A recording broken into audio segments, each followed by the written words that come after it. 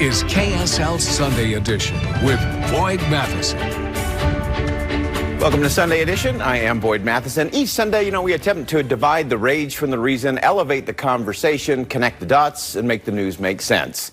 We have conversations with great thinkers, great leaders, and great people who make a difference. We talk politics so we can discuss society. We talk about society so we can discuss the principles and the people in America who actually live them. We bring the best and brightest to Utah, and we send the Utah model to our nation's capital and beyond.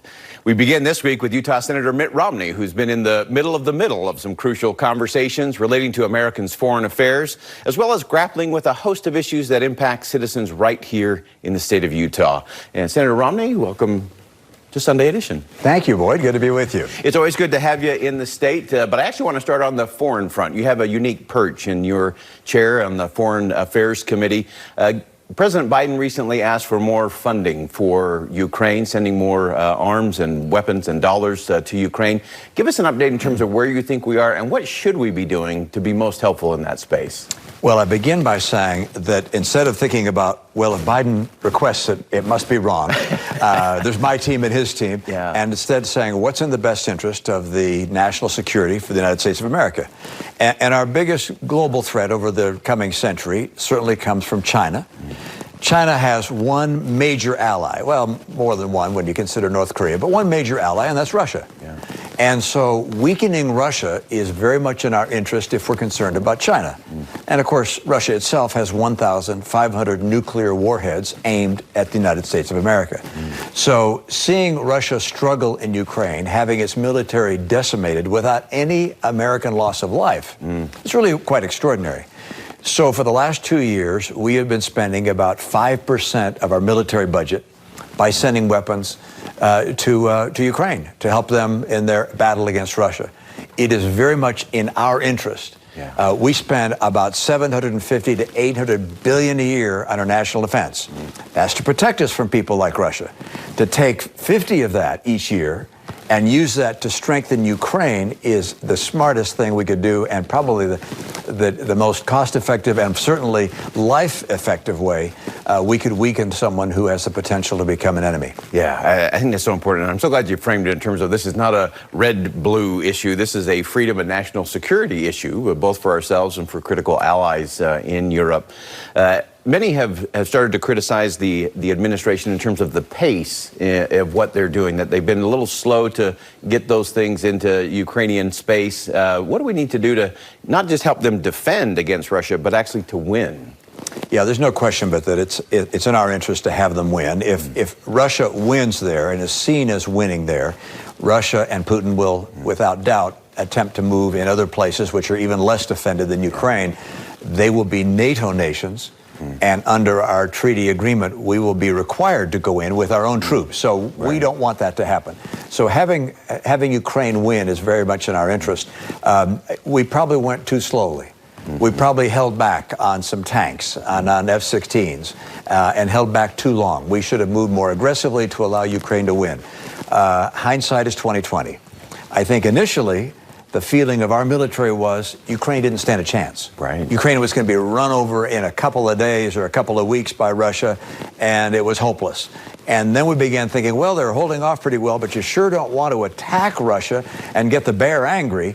Well, now we've learned, Russia's a lot weaker than we thought. Yeah. And I think benefit of hindsight, we should have moved more aggressively, more quickly, given Ukraine more support militarily early on, such that they might have been able to knock Russia out from the outset. Yeah. Now let's pivot to that China question, which is the big one. Obviously, there are ways that China is flexing its muscles around the world economically, militarily, even diplomatically. How do you see the China threat at this point? Well, China has challenges of its own right now. Its economy is struggling. They have over-borrowed, over-leveraged themselves, particularly at the provincial level. And their economy is growing more slowly. Their demographics are challenging. All that being said, China is a juggernaut. All right, they have been growing their GDP. When they reach a point when their output per person, their output per worker, productivity that's called, when that's equal to ours on an output per person basis, their economy will be 4 times larger than ours. All right, so we face a growing challenge. Their military will also be substantially larger than ours. It's about equal to ours in some respects today. So it's a real challenge for us. President Trump was wise to go after China aggressively. President Biden has done the same and pushed even further, which is a good thing. I'm very pleased that Senator Menendez and I crafted a bill saying, State Department and Department of Defense, it's time for you to write a strategy. Doesn't have to be public, but laying out how we are going to confront China throughout the world, because they're making progress in Africa, in Latin America, in the Caribbean. They're having global impact, which is designed to isolate us. And they feel they've been isolated over the last century. They feel it's now our turn to feel that. And a world where China writes the rules and dominates is a very frightening world I don't want our kids to have to live through. Yeah, just 30 seconds before we take a break, Senator, just to round out that China conversation, what's the one thing we all ought to be thinking about as it relates to China, especially when it comes to the economy? Yeah, we can't allow China to play by its own rules and not play by the rules that the rest of us have. So they have monopolized key minerals, key resources, and they dominate in the world of batteries, solar panels. They're going to dominate in automobiles because they're going to have batteries. We've allowed that to happen. Chips, for instance, that's one place where there's a battle going on, but Taiwan makes 70% of the world's chips. Which is right next door to China. They claim it as their own. Yeah. So we've got some work to do to make sure they're playing on the same level field we are. Yeah, absolutely. Well, we're going to stay with the conversation with Utah Senator Mitt Romney. We'll step aside for a quick break. Much more to come on Sunday Edition here on KSL TV. We'll be right back.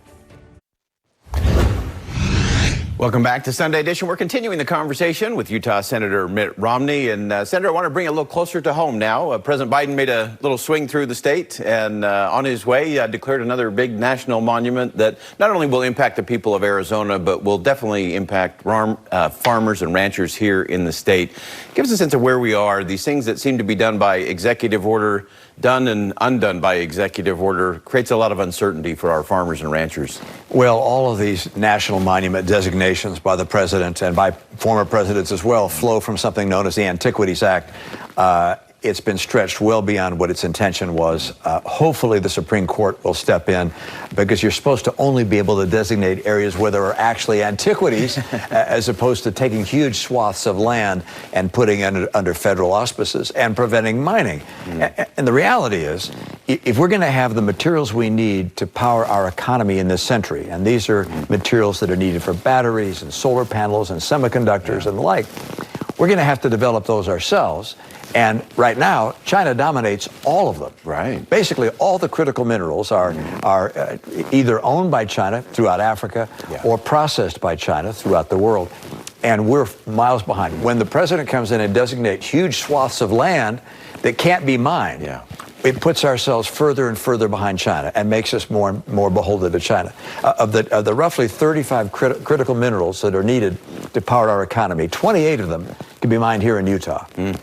And yet these monument designations keep us from being able to take advantage of those resources. It's a tragedy for our economy globally, but it's also a real tragedy for the people who make a living mining and ranching and so forth, not to be able to use these lands in the public interest way they were designated originally. And it seems to me that these big designations, again, by presidents of both parties, they actually keep us a safe distance from having the conversation about how we can be good stewards of the land and provide for the economy and create a future that's a little cleaner and a little greener. Well, sometimes the enviros, and I love environmentalists, except they can go a little extreme, and they want to have basically everything designated as a national monument, all right? So that you can't have any minerals of any kind, but at the same time, they want everything to be electrically powered. It's like, well, you have to be able to have solar panels and windmills and minerals to be able to do these things, nuclear power. And so there's a bit of schizophrenia here. They want it both ways, and we're going to have to be realistic and say, what can we do? What can we accomplish? And take the steps to actually use the resources we have. Either that, or we're going to have to depend entirely on China. They will be if you will, an OPEC with only one member, China. And we will be in real trouble economically and militarily if we allow that to be the case. I want to get something that I know is always on your mind, that you're always focused on in terms of our spending. When you get back to Washington after Labor Day, there'll be one more shutdown showdown on the horizon to fund the government. One of the few things that Congress is actually supposed to do in the Constitution. How do you see that playing out as we march into September and actually funding the government and having a serious conversation about our spending? Well, I become a little cynical here because my experience in Washington now is that there are some people who've gone to Washington to make noise, and there are others who went to Washington to make law and to get things done. And the noisemakers are becoming larger and larger. And interestingly, they seize on anything to make a lot of noise, whether or not it's really going to make a difference. And so, for instance, with regards to spending, when President Trump was president, you didn't hear anything from we Republicans about how we were spending too much and trillion-dollar deficits, quiet as little lambs. Now President Biden is president. Oh, we're going to shut down government if we don't rein in spending. Well, we do need to cut back on spending, but a little less hypocrisy would be a good thing. The challenge in our spending is really on entitlements.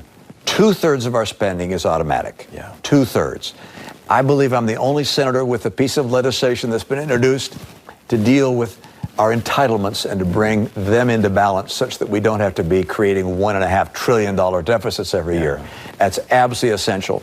And what's going to happen on the 1/3 that's not entitlements?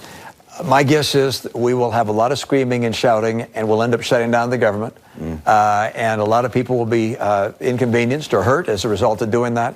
But we'll do it. And by the way, we'll shut down government, and then we'll open it.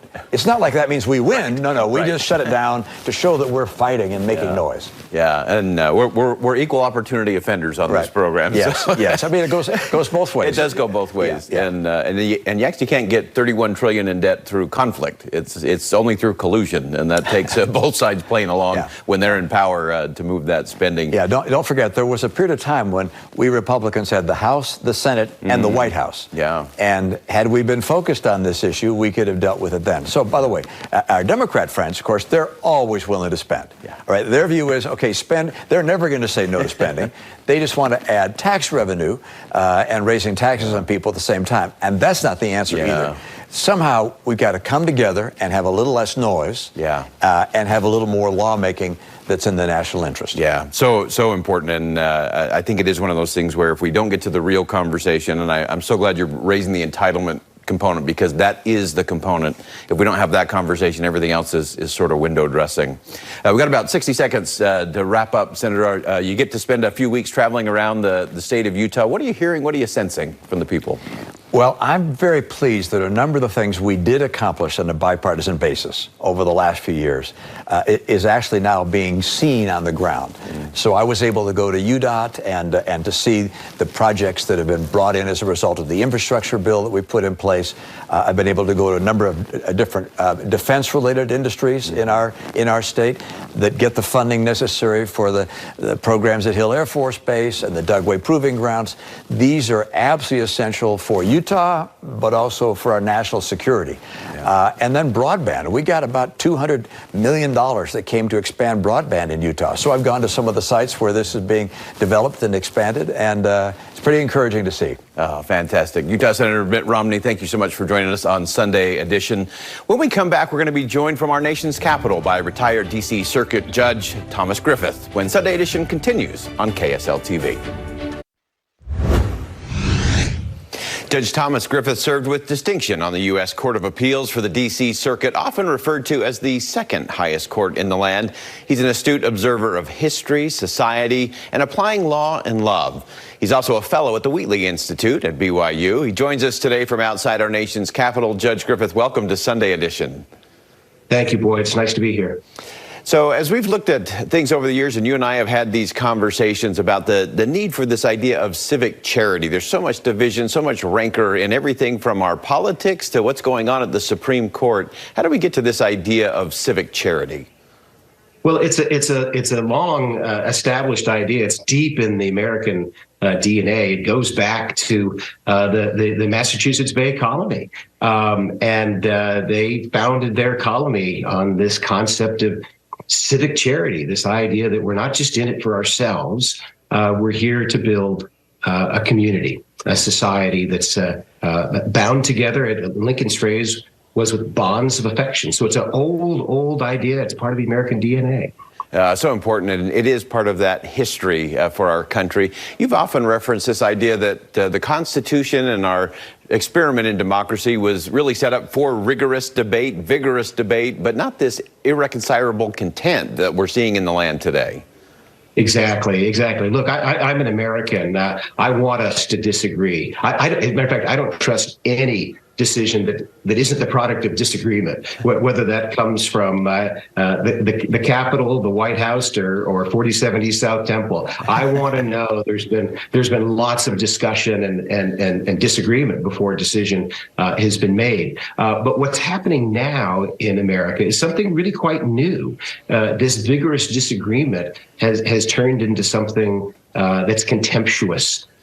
Social scientists have a word for it. It's called affective polarization. And what it really means is we're replacing our arguments with one another with contempt for each other. So it's not that I just disagree with your ideas. It's that I think you're bad, you're immoral, and you're evil. That's new. That's new in our country, and it's dangerous. Yeah, and so often that prevents us from having the kind of grace and patience with one another. We've seen that all the way up to the Supreme Court that you're very familiar with. Many people have wondered, you had a very unique role in both the nominations of Cassandra Brown Jackson and also Amy Coney Barrett to the court, two very different judges in terms of judicial philosophy, and yet you still felt you could stand and say, hey, these are people who think right and that we should actually trust.